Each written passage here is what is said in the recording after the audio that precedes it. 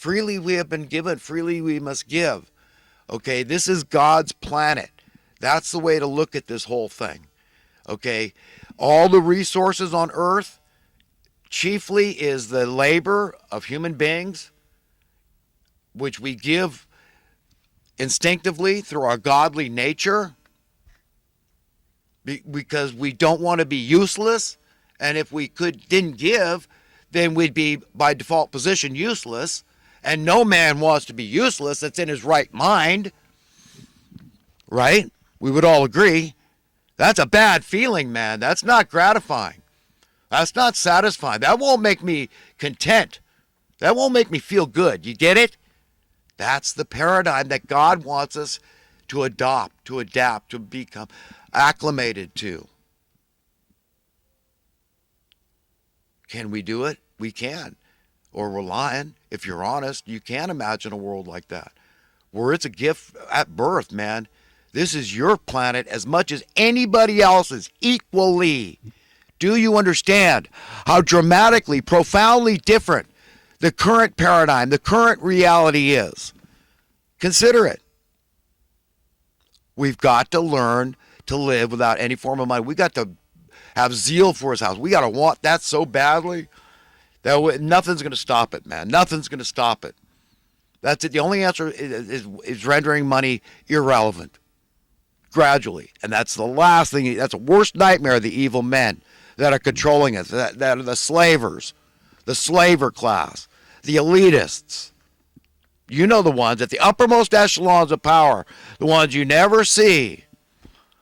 But their minions would be in the Congress and the Senate, in the executive branch, and the Federal Reserve. I mean, they're right, they're the kingpins and masterminds. Don't get any higher than that, right? They've got control over that facility. You better believe it. The money printing, that's wanton, vast, satanic power in this world. The power of the purse strings, you know what people do for money? How easily it corrupts the hearts and minds of men? And you wonder why God says, I'm not contending with this substance forever. It's vile, it's evil. The things highly valued among men are detestable in the sight of God, as it is written.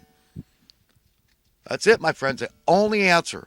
And the longer I live, the older I get, the wiser I get, the more I'm convinced that's the only answer, is to get off each and every form of money. How are we going to do it when you see everything, my whole life, has been going the opposite direction since the assassination of JFK? $30 trillion in debt to the Federal Reserve. JFK was getting rid of them. And then we're, well, they can. No, why would they have it? No, come on. You're being a conspiracy theorist, even though the majority of Americans today, to this day, don't believe the official story. This is America today, and we call ourselves a Christian nation. We call ourselves a beacon of light, the leaders of the free world, beacon of freedom, land of opportunity. This is what we got. They're shipping in young, strong immigrants. The media stops reporting after, oh, wow, they put them up in what kind of housing? We don't want to report on this. It was Section 8 housing, because we don't get this big homeless problem. But, these people are refugees. They're agricultural workers. Come on, they check the right boxes. They got sponsors here. They got help. But we got no sponsors for the homeless out there. No, we got nothing like that. We're not even talking to the public about, hey, maybe you got a situation where, we could start doing interviews with the homeless. And they could get on board, video interviews, and people could access and listen to different people and say, could this person, could I live maybe? Try to, see if I could adopt this person, so to speak, and see if we might be able to scratch each other's backs and learn how to live together. And it might be a good thing. It might be a symbiotic, beneficial relationship, But I'm fine, open the floodgates, man, open the borders and let them all come in, I say. That's my attitude. So xenophobe, I'm not. It's just that I think we should do it in an orderly fashion, and one that's fair, and take care of our own native-born American sons and daughters first. God, am I radical to suggest that? That don't judge them, just freaking help them. Don't give them temporary solutions. The campgrounds are the best they can do with maybe getting a little facilities in there, but that's it. I mean, they, it's my contention that evil men really, they want this to happen. This is their way of depopulating the earth. They want people to start losing their will to live. We got suicides going up and all this crap, all these problems, and then people will die of exposure because their immune systems break down more easily, homeless. Okay, they losing their will to live. They're not having kids. Okay, it's not a very good situation that's conducive to that sort of thing, mating, right? When you don't have a pot to piss in, literally. And they need this as an incentive. This is fire under the behinds of the tenants out there, the renters, of which the majority of California residents today are renters.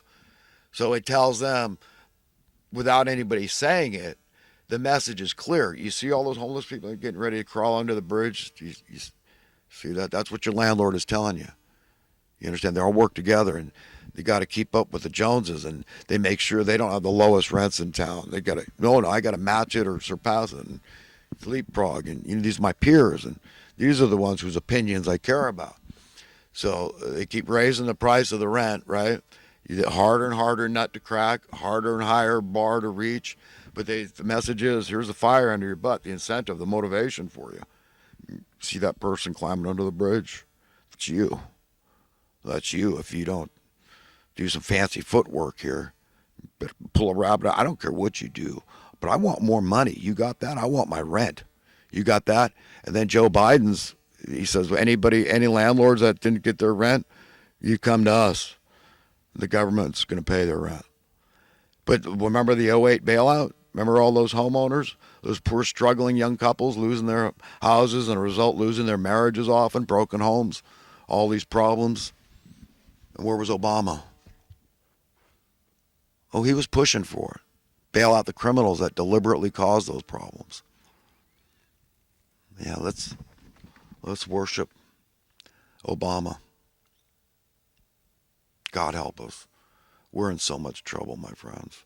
It is only the mercy, the grace of God, the amazing grace, that's going to help us out of this. This is we're down the maws. I mean, they've got a bite on us. They want us dead. Like the analogy of the frogs boiling in the water. Got to start it out slow, lull them to sleep. That's what they've done. And so, we're all stuck on this ship of fools. I can't get off independently. Nobody can. All you can do is make the best out of it. Trust in God, because you can't trust in this world, man. These people, they're mean at the very top. They're mean. You got the Kardashians, got to hire every contractor in the greater LA area to work on their mansions constantly with their billions. Their 100,000 square feet or whatever, how big their mansions are. So, good luck getting those people, any contractors to work for low-income housing. No, they're gonna get a premium. And while we spend $50 billion a year on this Section 8 to house poor people that can't afford their housing, all that money, that profit goes in the pockets of fat cats, and it exacerbates the problems. I mean, I'm radical to talk like this. I'm radical to suggest, well, why don't we siphon off at least a little of that? Why don't we fix the problems? Why should I be timid about suggesting that we fix the problem? Why should I think I'm weird or strange or radical? I don't. I'm logical and reasonable. I'm a nice guy. I'm trying to be everybody's friends, for God's sake. Who the hell needs enemies? So, my friends, we're in trouble, and it's only the holy mercy, grace of God that we're going to extricate ourselves from the maws of these evil men. I'm firmly convinced of that. If there's a light at the end of that tunnel that starts growing, all of a sudden, and it looks, oh my God, the evildoers are trapped. They're stuck. They're hoisted on their own petards. Blow their butts up, man. I mean, they got to figure it out, man. You can't push the people forever. I mean, historically, we see what happens. Civil wars, bloody revolts, revolutions, just like the problems they got in Central America. That's a pretty close neighbor. All you've seen how serious these things can get. Very serious. And then you go see whose side are the local police on.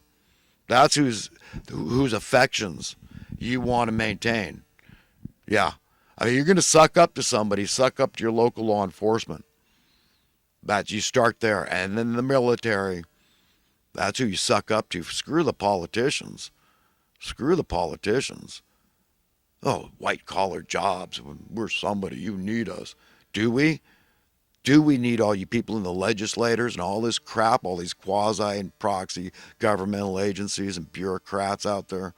Do we? What are you doing?